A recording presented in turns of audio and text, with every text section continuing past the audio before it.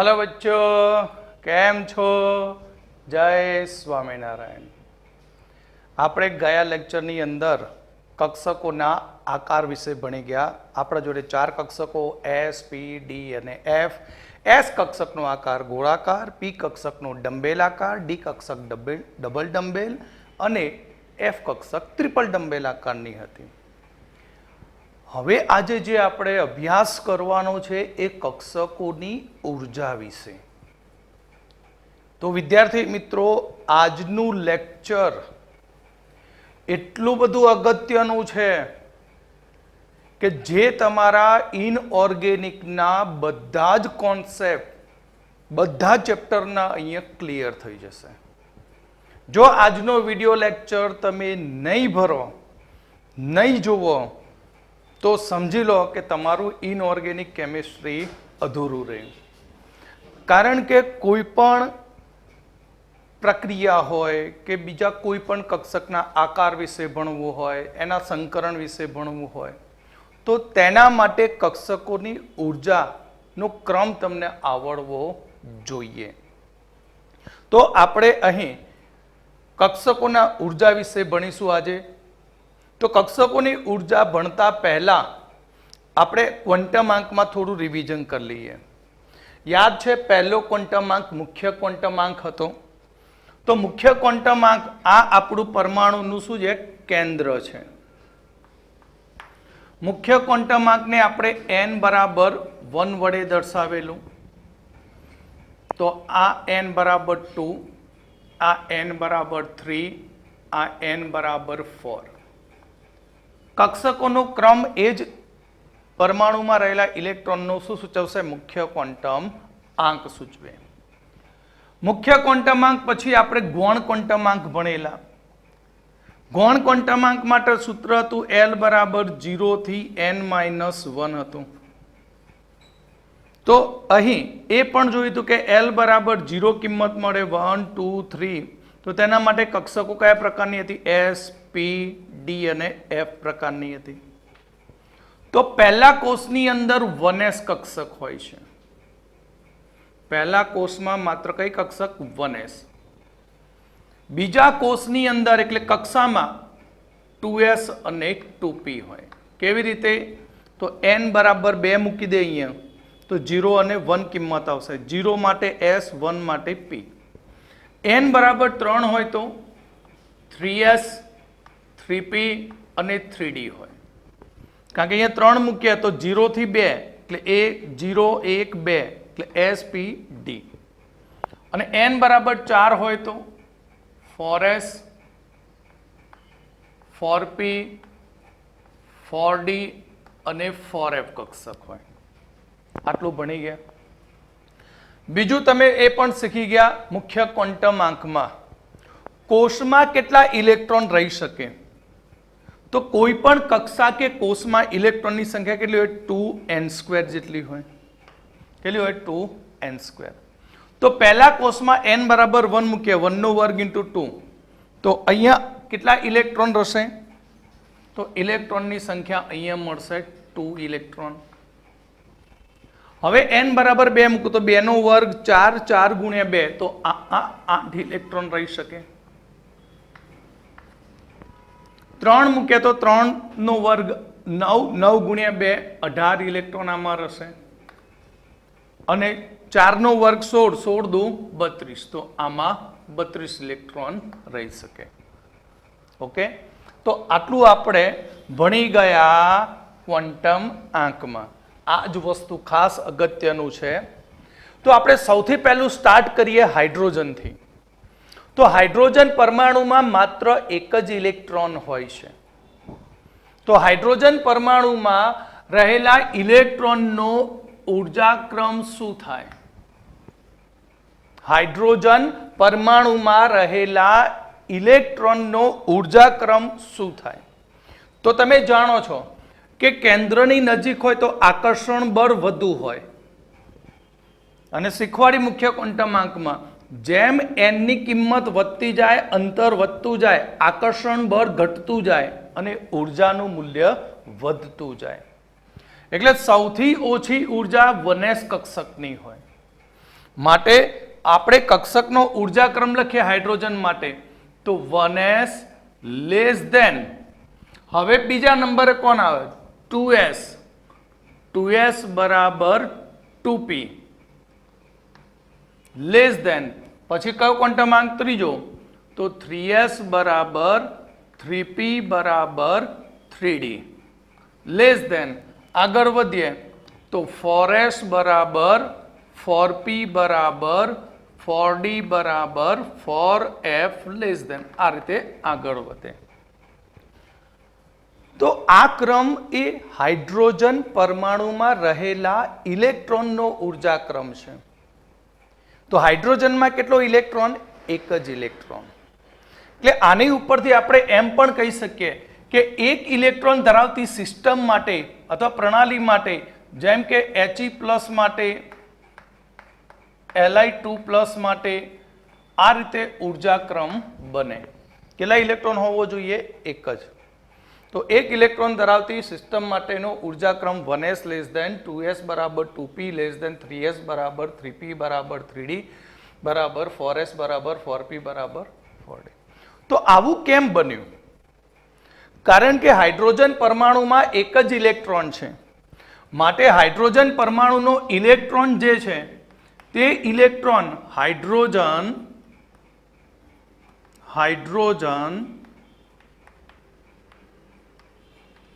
પરમાણુનો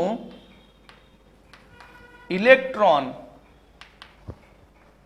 મુખ્ય ક્વોન્ટમાંક પર જ આધારિત છે, મુખ્ય ક્વોન્ટમાંક પર આધાર રાખે છે. ખાસ ધ્યાન રાખજો. કેટલા ઇલેક્ટ્રોન હતા? એક જ. તો એક ઇલેક્ટ્રોન ધરાવતી સિસ્ટમ હાઇડ્રોજન પરમાણુ He+ કે Li2+ માટે અહીં ઇલેક્ટ્રોનની ઉર્જાનો ક્રમ એ મુખ્ય ક્વોન્ટમાંક પર જ આધાર રાખે, માટે 1s લેસ ધેન 2s બરાબર 2p લેસ ધેન 3s બરાબર 3p બરાબર 3d લેસ ધેન 4s બરાબર 4p બરાબર 4d બરાબર 4f લેસ ધેન બને. અહીં 2s અને 2p કક્ષકના આકાર ભલે જુદા જુદા હોય, બરાબર, 2s અને 2p નો આકાર ભલે જુદો જુદો છે, પણ એક ઇલેક્ટ્રોન વાળી સિસ્ટમ છે, માટે 2s અને 2p કક્ષકની ઉર્જા સમાન હોય છે. હાઇડ્રોજન પરમાણુ માટે આપણે વાત કરીએ કે અહીં 2s અને 2p ના આકાર જુદા જુદા છે, પરંતુ સમાન ઉર્જા ધરાવે છે. તો આને કહેવામાં આવશે સમશક્તિક. આ કક્ષકને આપણે શું કહીશું? સમશક્તિક કક્ષકો કહીએ છીએ. તો આ કોના વિશે ભણે આપણે? હાઇડ્રોજન પરમાણુ માટે. પણ બહુ ઇલેક્ટ્રોન હોય, બહુ ઇલેક્ટ્રોન ધરાવતા પરમાણુમાં ઇલેક્ટ્રોનનો ઉર્જાક્રમ હાઇડ્રોજન પરમાણુની જેમ હોતો નથી. યાદ રાખજો, બહુ ઇલેક્ટ્રોન ધરાવતા પરમાણુ, બહુ ઇલેક્ટ્રોન મતલબ હાઇડ્રોજનમાં એક, બરાબર. હવે ધારો કે હું સોડિયમ લઉં તો સોડિયમમાં કેટલા ઇલેક્ટ્રોન? 11. તો વધી ગયા ઇલેક્ટ્રોન, માટે આવા પરમાણુને બહુ પરમાણુય બહુ ઇલેક્ટ્રોનીય કહેવાય. Helium, lithium, beryllium, boron, carbon, nitrogen, oxygen, fluorine, આ બધામાં ઇલેક્ટ્રોનની સંખ્યા એક કરતાં વધારે, માટે આ બધા કહેવાય બહુ પરમાણુય. તો અહીંયા આપણે જોઈએ કે બહુ ઇલેક્ટ્રોન ધરાવતા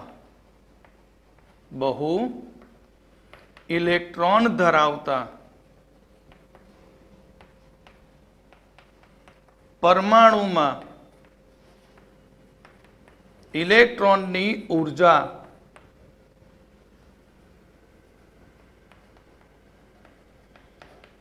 હાઇડ્રોજન પરમાણુ ની જેમ હોતી નથી.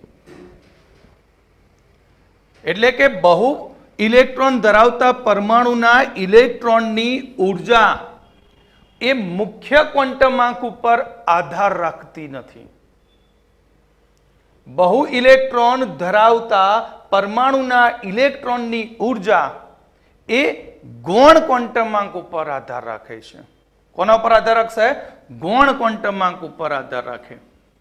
તો બહુ ઇલેક્ટ્રોન ધરાવતા પરમાણુના ઇલેક્ટ્રોનની ઉર્જા, યાદ રાખજો એમસીક્યુ માટે, ઉર્જા મુખ્ય ક્વોન્ટમાંક પર આધારિત નથી, પરંતુ ગૌણ ક્વોન્ટમાંક પર આધારિત છે. ગૌણ ક્વોન્ટમાંક પર આધારિત છે અથવા તો તેના પર જ આધાર રાખે છે. માટે જુદી જુદી પેટાકોષો, પેટાકોષ એટલે જુદી જુદી કક્ષકો ની અંદર જો તેમના મુખ્ય ક્વોન્ટમાંક જુદા જુદા હોય તો તેમના ઉર્જાના ક્રમ પણ જુદા જુદા હોય છે. અહીં જુદા જુદા મુખ્ય ક્વોન્ટમાંક માટે જુદી જુદી કક્ષકોનો ઉર્જાક્રમ એ જુદો જુદો હોય છે. ધારો કે હું અહીંયા લઉં કે આ મુખ્ય ક્વોન્ટમાંક 4 માં રહેલી 4s કક્ષક અને આ મુખ્ય ક્વોન્ટમાંક n બરાબર 3 માં રહેલી 3d કક્ષક, તો બંનેના મુખ્ય ક્વોન્ટમાંક જુદા જુદા, બંનેની કક્ષકો પણ જુદી જુદી, તો તેમનો ઉર્જાક્રમ પણ જુદો જુદો હોય. તેમનો ઉર્જાક્રમ પણ કેવો હોય? જુદો જુદો હોય છે. એટલે આપણે અહીંયા લખીએ કે જુદા જુદા મુખ્ય ક્વોન્ટમાંક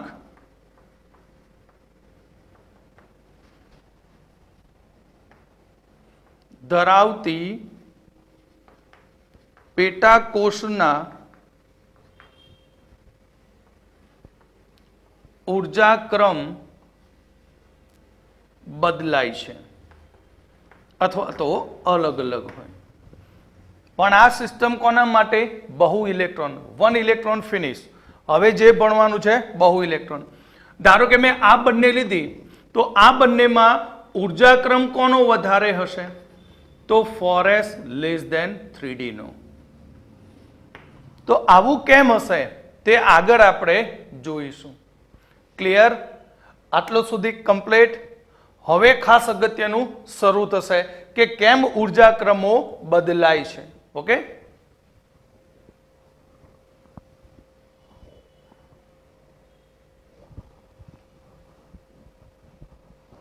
તો આપણે કહ્યું કે પેટા કક્ષકો જે પણ છે એ પેટા કક્ષકોનો ઉર્જાક્રમ કેવો છે? જુદો જુદો છે. તો બહુ ઇલેક્ટ્રોન ધરાવતી પ્રણાલીમાં પેટા કક્ષકોનો ઉર્જાક્રમ જુદું જુદું હોવાનું કારણ બહુ ઇલેક્ટ્રોન કયા? એટલે ઇલેક્ટ્રોનની સંખ્યા વધવાથી ત્યાં ઇલેક્ટ્રોન વચ્ચે શું થતું હોય? અપાકર્ષણ થતું હોય છે. શું થતું હોય? અપાકર્ષણ. એટલે અહીં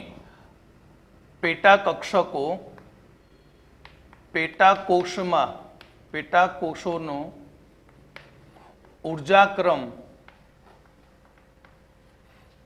અલગ અલગ હોવાનું કારણ કયું કારણ? કે બહુ ઇલેક્ટ્રોન ધરાવતા પરમાણુમાં ઇલેક્ટ્રોન વચ્ચે અપાકર્ષણ થાય છે. અને આ અપાકર્ષણને કારણે શું થશે? ઉર્જાઓના ક્રમ બદલાઈ જાય કક્ષકો માટે. કારણ કે બહુ ઇલેક્ટ્રોનની અંદર કેન્દ્ર અને ઇલેક્ટ્રોન વચ્ચે આકર્ષણ હોય, પરંતુ દરેક ઇલેક્ટ્રોન પરમાણુમાં હાજર રહેલા બીજા ઇલેક્ટ્રોન ઉપર પણ અપાકર્ષણ બળ ધરાવતા હોય છે. શું કહે છે કે બહુ પરમાણુની અંદર આપણું આ કેન્દ્ર છે, તો કેન્દ્રની અંદર ધન વીજભાર અને બહારના ભાગમાં ઇલેક્ટ્રોન. તો આ ઇલેક્ટ્રોન અને કેન્દ્ર વચ્ચે આકર્ષણ બળ હોય, પણ આ હાજર રહેલા ઇલેક્ટ્રોન એ બીજા ઇલેક્ટ્રોન ઉપર શું કરે? અપાકર્ષણ બળ લગાવતા હોય છે. એને એ અપાકર્ષણ બળને કારણે પેટા કક્ષકોની ઉર્જાનો ક્રમ બદલાઈ જાય છે.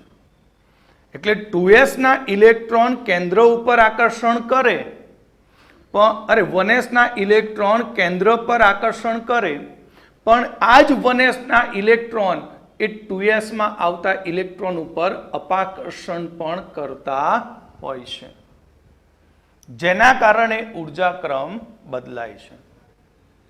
પણ સામાન્ય રીતે હંમેશા બહુપરમાણવીય ઇલેક્ટ્રોનમાં બહુ ઇલેક્ટ્રોન ધરાવતા પરમાણુમાં ઇલેક્ટ્રોનનું કેન્દ્ર પરનું આકર્ષણ બળ જે અપાકર્ષણ બળ કરતા વધારે જ હોય. બરાબર? હંમેશા શું હોય? યાદ રાખો કે કેન્દ્ર અને ઇલેક્ટ્રોન વચ્ચેનું આકર્ષણ બળ એ ગ્રેટર ધેન ઇલેક્ટ્રોન વચ્ચેના અપાકર્ષણ બળ. એટલે આકર્ષણ બળ એ અપાકર્ષણ બળ કરતા તો વધુ જ હોય. તો કેન્દ્રની અંદર આપણો ધન વીજભાર હોય તેને ZE વડે દર્શાવાય છે. શાના વડે દર્શાવાય? ZE વડે. તો હવે આપણે જુઓ કે આ પહેલા કોષમાં કેટલા ઇલેક્ટ્રોન હતા? 2. બીજા કોષમાં કેટલા ઇલેક્ટ્રોન છે? 8. ત્રીજા કોષમાં કેટલા ઇલેક્ટ્રોન? 18. ચોથા કોષમાં 32. એટલે ઇલેક્ટ્રોનની સંખ્યા વધી તો સાથે સાથે શું વધે? ધન વીજભાર વધે. તો શરૂઆતમાં શીખી ગયા પરમાણ્વીય ક્રમાંક એટલે પ્રોટોનની સંખ્યા બરાબર ઇલેક્ટ્રોનની સંખ્યા. એટલે Z વધતો જશે તેમ તેમ ઇલેક્ટ્રોનની સંખ્યા વધે અને ઇલેક્ટ્રોન ઉપરનું આકર્ષણ બળ પણ વધતું હોય છે. તો ઉર્જાક્રમ કેમ બદલાઈ ગયો? એનું રીઝન જોઈએ. જુઓ કે આપણું આ કેન્દ્ર છે, બરાબર? આ કેન્દ્રની ફરતે આ પહેલો કોષ n બરાબર 1 અને એમાં કઈ કક્ષક છે? 1s કક્ષક. 1s કક્ષક ઇલેક્ટ્રોનથી ભરાઈ ગઈ. કેટલા ઇલેક્ટ્રોનથી ભરાઈ ગઈ? 2 ઇલેક્ટ્રોનથી. હવે આ કોષ, હવે હું બહારની બીજી કોષ લઉં, n બરાબર 2 કોષ લઉં, બરાબર? હવે 2 કોષમાં કેટલા ઇલેક્ટ્રોન મેક્સિમમ ભરી શકાય? 8 જ. બરાબર? તો જુઓ આ કોષને મેં નામ આપ્યું બાહ્ય કોષ. આ કોષને નામ આપ્યું આંતરિક કોષ.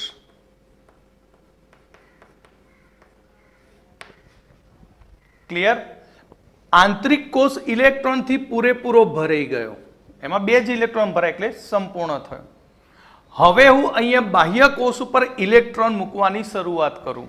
ધારો કે મેં 1 ઇલેક્ટ્રોન મૂક્યો તો પરમાણુ ક્રમાંક કેટલો થઈ ગયો? હવે 2 હતા તો પરમાણુ ક્રમાંક 2 હતો, હવે 3 થયા તો 3 પરમાણુ ક્રમાંક Z શું થયો? વધ્યો. બીજો ઇલેક્ટ્રોન મૂક્યો, ત્રીજો ઇલેક્ટ્રોન મૂક્યો, પણ હવે જેમ જેમ ઇલેક્ટ્રોનની સંખ્યા વધશે તેમ તેમ પરમાણુ ક્રમાંક તો વધશે, પણ થશે શું પ્રોબ્લેમ કે આ જે 2 ઇલેક્ટ્રોન હતા ને 1s ના, એ 2 ઇલેક્ટ્રોન કેન્દ્ર ઉપર આકર્ષણ તો કરે જ છે, પણ સાથે સાથે આ બંને બહારના ઇલેક્ટ્રોન ઉપર શું કરશે? અપાકર્ષણ બળ લગાવશે. આનું શું થયું? કેન્દ્ર ઉપર આકર્ષણ બળ લાગ્યું. પણ આંતરિક કોષના ઇલેક્ટ્રોન એ બાહ્ય કોષના ઇલેક્ટ્રોન ઉપર અપાકર્ષણ બળ લગાવે છે. શું લગાવશે? અપાકર્ષણ બળ લગાવે. તો થશે શું? તો આ અપાકર્ષણ બળને કારણે હવે આ ઇલેક્ટ્રોન ઉપર કેન્દ્રનો ધન વીજભાર જે લાગવો જોઈએ પ્રબળતા, એ પ્રબળતાનું મૂલ્ય કેવું થાય? ઓછું થાય. સિમ્પલ વસ્તુ છે. નજીક હોય તો આકર્ષણ વધુ હોય, બરાબર. આ નજીક આવતો તો આકર્ષણ બળ વધતું જાય. પણ આ લોકો આને ધકેલીને શું કરે? પાછા ફેંકે. પાછા ફેંકે એટલે કેન્દ્રથી કેવો જાય? દૂર જાય. કેન્દ્રથી દૂર જાય તો આ ઇલેક્ટ્રોન ઉપર કેન્દ્રનો ધન વીજભારની અસર ઘટી જાય છે. કેન્દ્રના ધન વીજભારની અસર ઘટી જાય. તો જેટલો ધન વીજભાર લાગવો જોઈએ તેટલો લાગે નહીં. અહીંયા ટોટલ ઇલેક્ટ્રોન કેટલા થયા? 2, 3, 4 અને 5. તો 5 પ્રોટોનનું આની ઉપર આકર્ષણ લાગવું જોઈએ, પણ 5 પ્રોટોનનું આકર્ષણ લાગતું નથી. તેના કરતા ઓછું આકર્ષણ લાગે. તો જેટલું આકર્ષણ લાગ્યું, ધારો કે આમાં 5 પ્રોટોન હતા તો 5નું આકર્ષણ થવું જોઈએ. એના બદલે 5 પ્રોટોનને બદલે 5 ઇલેક્ટ્રોન ઉપર લાગતું આકર્ષણ બળ 4 પ્રોટોન જેટલું જ થયું. કેટલા પ્રોટોન જેટલું થયું? 4. પ્રોટોનની સંખ્યા બદલાતી નથી, પણ આ સમજવા માટે મેં કહ્યું કે ધારો કે આનું આકર્ષણ બળનો ફોર્સ હતો 50 ફોર્સ હતો. આકર્ષણ બળનો ફોર્સ કેટલો હતો? 50. થવો જોઈએ 50, બરાબર, પણ થતો નથી. એની જગ્યાએ કેટલો ફોર્સ થાય? 40 ફોર્સ થાય. તો 40 તાકાતથી જ એ ઇલેક્ટ્રોનને આકર્ષી શકે. તો 10 નો લોસ થયો. તો આજે બાકી વધ્યો ફોર્સ ઇલેક્ટ્રોન કેન્દ્રના ધન વીજભારનો, એને જ કહેવાય અસરકારક કેન્દ્રીય ધન વીજભાર કહેવાય. શું કહેવાય એને? અસરકારક કેન્દ્રીય ધન વીજભાર. અસરકારક કેન્દ્રીય ધન વીજભાર, જેને કહીશું Z ઇફેક્ટ. જેને શું કહીશું આપણે? Z effect. એટલે Z ઇફેક્ટ મતલબ કે બહુ ઇલેક્ટ્રોન ધરાવતા પરમાણુમાં આંતરિક કોષના ઇલેક્ટ્રોન વડે બાહ્ય કોષના ઇલેક્ટ્રોન પર અપાકર્ષણ બળ લાગવાને લીધે બાહ્ય કોષના ઇલેક્ટ્રોન પર કેન્દ્રના ધન વીજભારનું મૂલ્ય ઘટે છે. તો આ કેન્દ્રના બાકી વધેલા ધન વીજભારની અસરને કહેવાય અસરકારક કેન્દ્રીય ધન વીજભાર કહેવામાં આવે છે. તો અહીંયા થયું શું? આ કક્ષક ઇલેક્ટ્રોનથી ભરાઈ ગઈ એટલે આ ઇલેક્ટ્રોન આ કક્ષકને આખી કવર કરી નાખે. વનેસ કક્ષકને શું કરે? કવર કરે. એટલે આંતરિક કોષ બાહ્ય કોષની આગળ એક આવરણની રચના કરે. શું કરે? એક આવરણ બનાવે, જેને કહેવાય શિલ્ડ કહેવાય. શું કહેવાય? શિલ્ડ કહેવાય. અને આ આવરણ બનવાને કારણે બાહ્ય કોષના ઇલેક્ટ્રોન પરનું આકર્ષણ બળ ઘટતું જાય છે. બાહ્ય કોષના ઇલેક્ટ્રોનનું કેન્દ્ર પર આકર્ષણ બળ ઘટે છે. તો આ આવરણની અસરને કહેવામાં આવે છે શિલ્ડિંગ અસર. કઈ અસર કહેવાય? શિલ્ડિંગ અસર. અથવા તેને કહેવામાં આવશે સ્ક્રીનિંગ અસર, અથવા તેને કહેવાય પટલ અસર, અથવા તેને કહેવાય ઢાલ અસર પણ કહેવામાં આવે છે. ક્લિયર? અને આ અસર એ ખૂબ જ અગત્યની છે. શિલ્ડિંગ અસર આવડી ગઈ તો સમજી લો આગળના ચેપ્ટરોના બધા ઇનઓર્ગેનિકના ફંડા ક્લિયર. શિલ્ડિંગ અસર એટલે શું? આંતરિક કોષના ઇલેક્ટ્રોન વડે બાહ્ય કોષના ઇલેક્ટ્રોન ઉપર અપાકર્ષણ બળ લાગે છે અને એ અપાકર્ષણ બળને કારણે તેનો અસરકારક કેન્દ્રીય ધન વીજભાર ઘટે છે. બીજું કે આંતરિક કોષ વડે બાહ્ય કોષ ઉપર અપાકર્ષણ બળ લાગ્યું કેમ?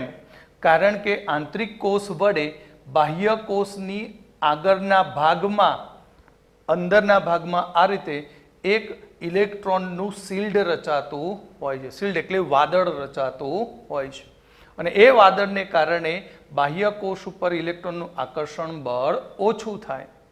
તો આ અસરને કહેવાય શિલ્ડિંગ અસર, સ્ક્રીનિંગ અસર, પટલ અસર અથવા તો ઢાલ અસર કહેવામાં આવે છે. હું ઝેડ ઇફેક્ટની અહીંયા હું ડીપમાં વાત નથી કરતો. ઝેડ ઇફેક્ટની ગણતરી પણ આવડે છે, પણ એ આપણે ત્રીજા ચેપ્ટરમાં લઈશું. ત્રીજા ચેપ્ટરમાં આને વધુ ડીપમાં ભણવાનું. તો આપણા જોડે તો કક્ષકો જુદી જુદી છે. આપણા જોડે કક્ષકો તો કેવી છે? જુદી જુદી. તો આ જુદી જુદી કક્ષકો માટે અહીં જુદી જુદી કક્ષકો માટે શિલ્ડની અસર કેવી હોય તેના વિશે જોઈએ. તો તમે જાણો છો કે એસ કક્ષક કેવી છે? ગોળાકાર. એસ કક્ષક ગોળાકાર છે. પી કક્ષક ડંબેલ આકારની.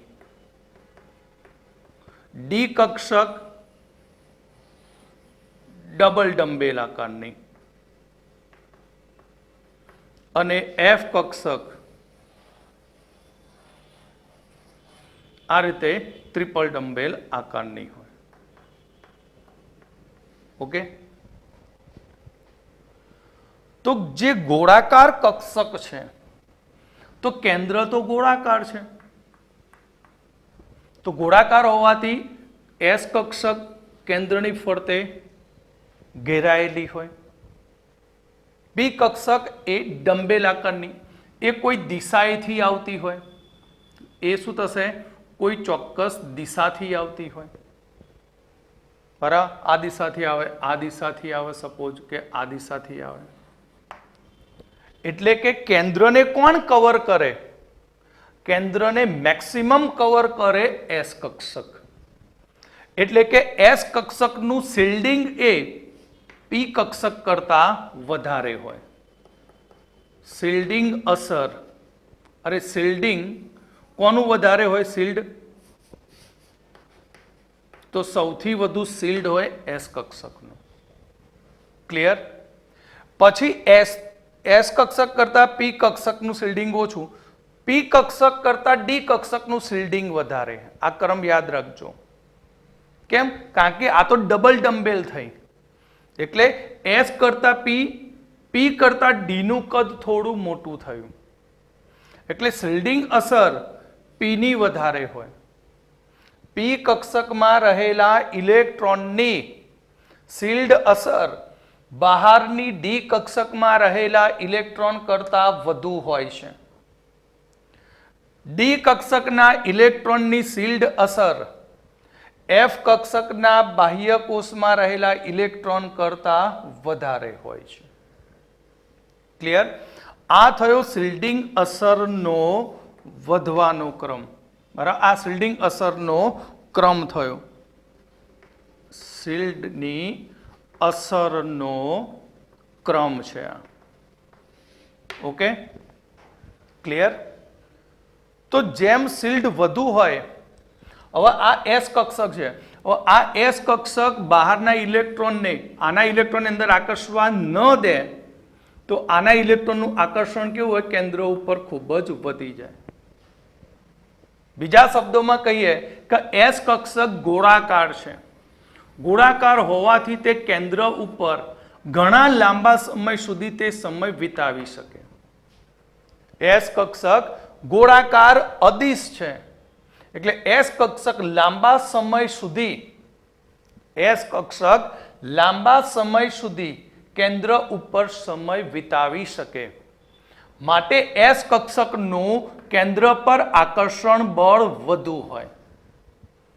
તો કેન્દ્ર પર આકર્ષણ બળની વાત કરીએ તો કેન્દ્ર પર આકર્ષણ બળનો ક્રમ કક્ષકોનો જોઈએ તો સૌથી નજીક એસ કક્ષક છે, ત્યાર પછી પી, પછી ડી, પછી એફ કક્ષક છે.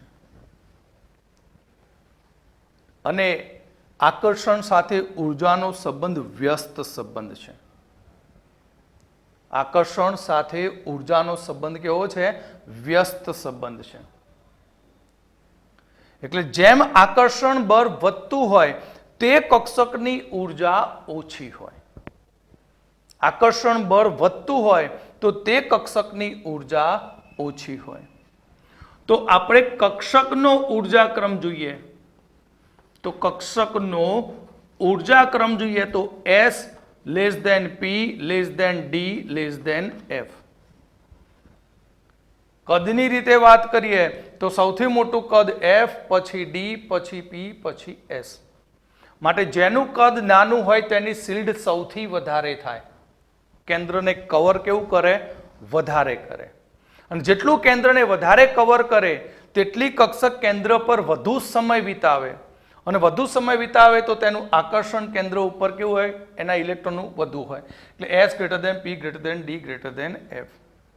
અને જેમ ઇલેક્ટ્રોનનું કેન્દ્ર ઉપર આકર્ષણ વધુ ને વધુ લાગે તેમ તેની ઉર્જા કક્ષકની ઘટતી આકર્ષણની વધુ લાગે તેમ ઉર્જા ઘટે.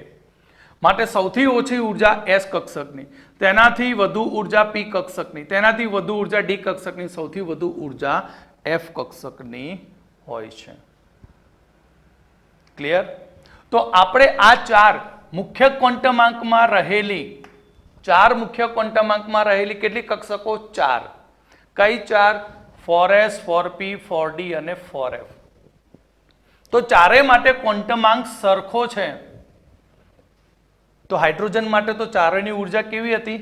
સરખી હતી. પણ બહુ ઇલેક્ટ્રોન માટે સરખી રહે નહીં. તો સમાન ક્વોન્ટમાંક ધરાવતી પેટા કક્ષકોનો અહીંયા ઉર્જાક્રમ શું હતો? S less than P less than D less than F.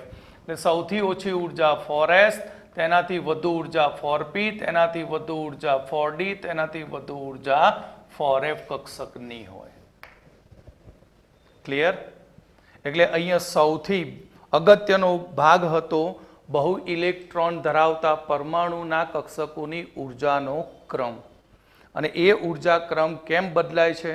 તો અહીંયા અંદરના ઇલેક્ટ્રોન વડે બહારના ઇલેક્ટ્રોન ઉપર અપાકર્ષણ બળ લાગવાને કારણે, અને એ અપાકર્ષણને કારણે કેન્દ્રનો પૂરેપૂરો ધન વીજભાર એની ઉપર લાગતો નથી. તો પૂરેપૂરો નથી લાગતો, જેટલો લાગ્યો તેને નામ આપ્યું અસરકારક ધન વીજભાર અથવા કેન્દ્રીય વીજભાર Z ઇફેક્ટ. અંદરના ઇલેક્ટ્રોન બહારના ઇલેક્ટ્રોન ઉપર અપાકર્ષણ બળ લગાવે. કેમ? કારણ કે અંદરના ઇલેક્ટ્રોન એ બહારના ઇલેક્ટ્રોનની આગળ એક આવરણ બનાવે. ઇલેક્ટ્રોનનું શું બનાવે? આવરણ, જેને વાદળ કહેવાય, જેને શિલ્ડિંગ અસર કહેવામાં આવે છે. તો આ શિલ્ડિંગ અસરને કારણે કક્ષકોના ઉર્જાક્રમ બદલાતા હોય છે. આ બધા જ MCQ 1, 2, 3, 4 આ બધું શું છે? MCQ છે. આગળના ટોપિકમાં પણ શું હતું? બધું MCQ હતું. પણ સર આ તો બહુ કોમ્પ્લિકેટેડ લાગે. કેવી રીતે આપણે ઉર્જાનો ક્રમ નક્કી કરીએ? તો ઉર્જાના ક્રમ માટે N+L ના નિયમનો આપણે ઉપયોગ કરીશું હવે. બરાબર? એનાથી તમને બધી કક્ષકો બહુપરમાણુ ઇલેક્ટ્રોન માટે ઉર્જાના ક્રમ વિશે સમજૂતી મળી જશે. બરાબર? સાહેબ આ બધું ક્યાં સમજાવવાની જરૂર હતું? ખાલી N+N સમજાવી દીધું તો આવડી જાત.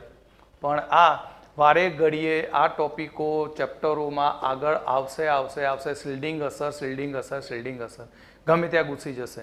એટલે શિલ્ડિંગ એટલે શું એ તમને સમજણ પડી ગઈ.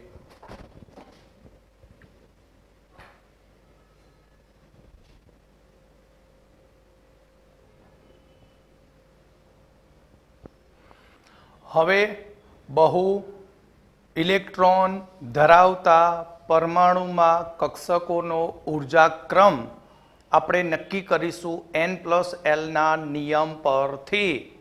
કોના નિયમ પરથી? N+L ના. જે કક્ષક માટે N+L નું મૂલ્ય વધુ તેની ઉર્જા વધુ.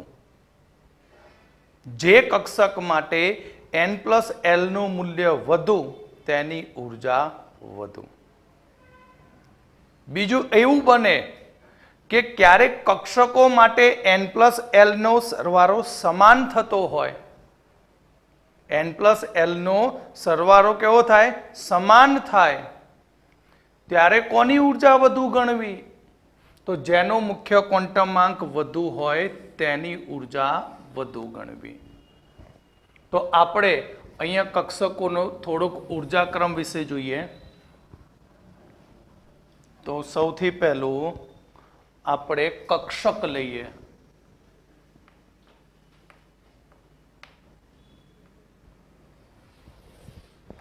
કક્ષકનો n લઈએ. n એટલે ખબર છે ને મુખ્ય ક્વોન્ટમ આંક.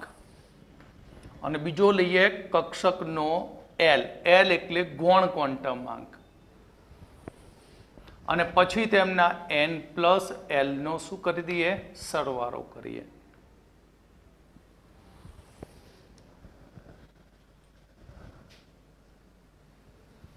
ઓકે, તો સૌથી પહેલું સ્ટાર્ટ કરીએ આપણે 1s કક્ષક. કઈ કક્ષક? 1s. તો આગળ શીખી ગયા કક્ષકની આગળ જે પણ નંબર હોય એ કક્ષા હોય. કક્ષા એટલે મુખ્ય ક્વોન્ટમ આંક. કેટલો મુખ્ય ક્વોન્ટમ આંક? 1. s કક્ષક માટે l ની કિંમત 0. ભણી ગયા મુખ્ય ક્વોન્ટમ આંકની અંદર, બરાબર. ગૌણ ક્વોન્ટમ આંકમાં ભણ્યા કે s કક્ષક માટે l 0. તો n પ્લસ l કેટલો થયો? 1. ઓકે, હવે આપણી બીજી કક્ષક આવશે 2s કક્ષક અને આની જોડે હતી 2p કક્ષક. 2s અને શું હતી? 2p કક્ષક. તો આનો n કેટલો? 2. s હોવાથી l 0. s કક્ષક માટે l 0. તો 2 પ્લસ 0 કેટલો આન્સર? 2. 2p માટે કેટલું? તો આ 2 અને p માટે l ની કિંમત 1. તો 2 ને 1 3. ઓકે, તો હવે આને કમ્પેરિઝન કરીએ નિયમ પ્રમાણે. જેનો n પ્લસ l વધુ તેની ઉર્જા વધુ, એટલે જેનો n પ્લસ l ઓછો તેની ઉર્જા ઓછી. તો સૌથી n પ્લસ l નું નાનું મૂલ્ય કોનું છે? 1s નું. એટલે 1s ની ઉર્જા કેવી થશે? સૌથી ઓછી થશે. કોના કરતા? તો જુઓ 1 2 3. તો કોની ઉર્જા વધારે 1s કરતા? 2s ની. તો 1s લેસ ધેન 2s. અને 2s કરતા કોની ઉર્જા વધારે? 2p ની. કેમ? કારણ કે તેના n પ્લસ l નું મૂલ્ય કેટલું છે? 3 છે. હવે આપણે જઈએ n બરાબર 3 માં.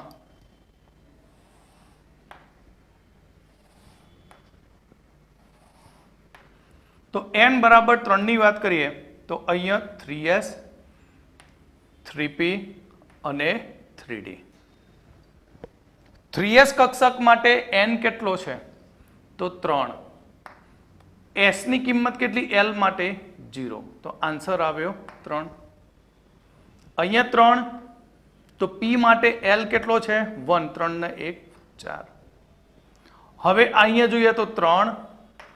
d કક્ષક માટે 2 અને આ કેટલો થશે? 5. ઓકે, ચલો આગળ હું 4s અને 4p પણ લઈ લઉં.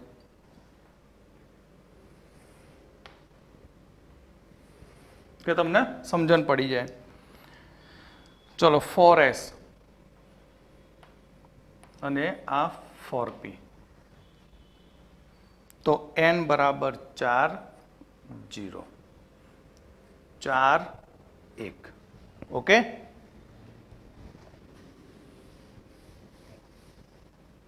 હવે આ લોકોને ઉર્જાના ક્રમમાં આપણે ગોઠવીએ. તો આનો સરવાળો કેટલો થશે? 4. આનો થશે 5. એ તો ખબર પડી ગઈ ને, p છે એટલે l બરાબર 1. ચલો અહીંયા તો ખબર પડી ગઈ કે આની ઉર્જા ઓછી એટલે આ 1s કરતા 2s ની ઉર્જા વધુ, 2s કરતા 2p ની ઉર્જા વધારે. પણ આ બંનેમાં તમે જુઓ પહેલો નિયમ લાગુ નથી પડતો. બંનેમાં n પ્લસ l ના મૂલ્યો કેવા છે? સરખા છે. તો આ બંનેમાં n પ્લસ l નું મૂલ્ય સમાન, તો કોની ઉર્જા વધારે ગણવી? તો લખ્યું છે કે n પ્લસ l ના મૂલ્યો સમાન હોય તો જે કક્ષક માટે મુખ્ય ક્વોન્ટમાંક વધુ તેની ઉર્જા વધારે. તો આનો મુખ્ય ક્વોન્ટમાંક વધુ છે. કેટલો છે? 3. માટે અહીંયા ઉર્જા જોઈએ તો 2p લેસ ધેન 3s થશે. ફિનિશ. ઓકે, ચલો હવે આગળ વધીએ આમાં. હવે 3p માટે n પ્લસ l કેટલો છે? 4. પછી એના પછી જોઈએ તો કેટલો છે 5. એટલે 3p કરતાં 3d ની ઉર્જા વધુ છે એમ કહી શકાય નિયમ નંબર 1 પ્રમાણે. પણ 3d નીચે કોણ છે 4s અને એનો n+l કેટલો છે 4. તો આનો 4 આ 4 પણ આ કેવો છે 5. આનો મતલબ કે આની ઉર્જા 3p અને 4s કરતા વધારે છે. કોની ઉર્જા વધુ છે 3d ની. કેમ? કારણ કે તેનો n+l બંને કરતા મોટો. તો હવે આ બંનેમાં કોની ઉર્જા વધારે હશે? તો આ બંનેમાં કોની ઉર્જા વધુ હોય? જેનો મુખ્ય ક્વોન્ટમાંક વધુ હોય તેની. એટલે આપણે લખીએ કે 3p લેસ ધેન શું થશે 4s. ઓકે, તો ચલો હવે ક્વોન્ટમાંક નંબર પ્રમાણે લઈએ. તો પહેલા બીજાનું ગોઠવણી થઈ 3 3 માં જુઓ તો 3 માં શું છે 3s લેસ ધેન શું છે 3p. અરે 2p less than 3s. Okay, હવે n બરાબર 4 માં પતી ગયો. તો હવે શું થશે 3p less than 4s. Complete. હવે આ બંનેમાં જુઓ તો બંનેમાં n+l નું મૂલ્ય કેવું છે સરખું. પણ કોનો મુખ્ય ક્વોન્ટમાંક વધારે 4p નો. માટે ઉર્જાક્રમ લખવા જઈએ તો ઉર્જાક્રમ આપણો less than 3d less than 4p. Okay, તો આ રીતે કક્ષકોનું શું નક્કી થાય ઉર્જાક્રમ નક્કી થાય. અને વેરી મોસ્ટ IMP એ ઉર્જાક્રમ. બરાબર, ક્લિયર. તો અહીંયા જે કક્ષક માટે n+l નું મૂલ્ય વધુ હોય તેની ઉર્જા વધુ અને જો કક્ષકો માટે n+l ના મૂલ્યોના સરવાળા સરખા થતા હોય તો જેનો મુખ્ય ક્વોન્ટમાંક વધુ હોય તેની ઉર્જા વધારે થાય. માટે આપણે કક્ષકોનો જે ઉર્જાક્રમ હતો બરાબર હમણાં બતાવ્યો તો 1s પછી 2s 2p 3s 3p 3d 4s પણ એ ઉર્જાક્રમ બહુ ઇલેક્ટ્રોન માટે જળવાય નહીં. કેવી રીતે બન્યો? તો આ રીતે બનશે જેનો ઉર્જાક્રમ 1s less than 2s less than 2p less than 3s less than 3p less than 4s less than 3d less than 4p બને છે. ઓકે, બીજું એક વસ્તુ જુઓ કે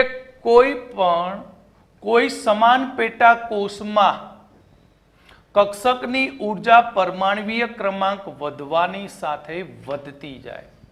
એટલે Z ઇફેક્ટ વધે એમ ઉર્જા ઘટતી જશે. કોઈ પણ સમાન પેટા કોષમાં કક્ષકની ઉર્જા પરમાણ્વીય ક્રમાંક Z ઇફેક્ટ વધે તેમ ઘટે. કેવી રીતે? ધારો કે હાઇડ્રોજનનો Z કેટલો છે પરમાણ્વીય ક્રમાંક 1. ચલો, પરમાણ્વીય ક્રમાંક હાઇડ્રોજન માટે 1. તો હાઇડ્રોજન માટે હું કઈ પેટાકોષ લઉં 2s લઉં. બરાબર. ત્યાર પછી બીજું એક ઉદાહરણ લઉં લિથિયમ. લિથિયમ માટે પણ હું લઉં છું 2s કક્ષક. સમાન પેટાકોષ રાખું બધાને. સોડિયમ 11 નંબર લઉં તો આના માટે 2s. બરાબર. ત્યાર પછી પોટેશિયમ 19 નંબર તો આના માટે પણ 2s લઉં. તો કોનો Z ઇફેક્ટ સૌથી વધુ હોય? પરમાણ્વીય ક્રમાંક એટલે પ્રોટોનની સંખ્યા. સૌથી વધુ Z ઇફેક્ટ કોનો હોય? પોટેશિયમનો. એટલે અહીંયા આપણે લખીએ કે Z ઇફેક્ટ સૌથી વધુ કોની? તો Z ઇફેક્ટ સૌથી વધુ કોનામાં હશે? K greater than Na greater than Li greater than H. પણ આપણને એવું કહ્યું કે જેમ Z ઇફેક્ટ વધુ તેમ તેની પેટાકોષની ઉર્જા ઘટે. તો આ સમાન પેટાકોષ માટે ઉર્જાનો ક્રમ લખીએ તો પરમાણ્વીય ક્રમાંક સૌથી વધુ પોટેશિયમનો છે. માટે સૌથી ઓછી ઉર્જા કોની હશે? તો સૌથી ઓછી ઉર્જા પોટેશિયમની. એ પણ પોટેશિયમની 2s કક્ષક માટે. ત્યાર પછી એનાથી વધુ ઉર્જા કોની? કારણ કે અહીંયા પ્રોટોન ઘટે તો Na2s માટે. પછી લિથિયમ 2s માટે. પછી ઉર્જા H હાઇડ્રોજનની 2s માટે. તો સૌથી વધુ ઉર્જા કોની હશે? હાઇડ્રોજન માટે. અને પોટેશિયમ તરફ જાઓ તો ઉર્જાનું મૂલ્ય શું થાય? ઘટતું જાય. આ પણ એમસીક્યુની અંદર પૂછાઈ ગયેલું છે, એટલે ધ્યાન રાખજો, યાદ રાખજો. ઓકે, તો વિદ્યાર્થી મિત્રો, આજનું જે ભણેલું છે એ વેરી વેરી મોસ્ટ આઈએમપી છે. વારે ઘડીએ આ વિડીયોને 2-3 વખત જોજો, એટલે તમારો કોન્સેપ્ટ ક્લિયર થઈ જશે અને થઈ જશે. જો તમને આ કોન્સેપ્ટ ક્લિયર હશે તો તમને પરમાણુની ઇલેક્ટ્રોન રચનાની સમજૂતી આવડશે. પરમાણુમાં ઇલેક્ટ્રોન કેવી રીતે ભરવા એ 3 નિયમોને આધારિત છે. પણ તમને ઉર્જાક્રમની જ ખબર ના પડતી હોય તો તમે ઇલેક્ટ્રોન રચના સાચી લખી શકો નહીં. એટલે કક્ષકોના ઉર્જાક્રમ વિશે તમને આવડવું જ જોઈએ.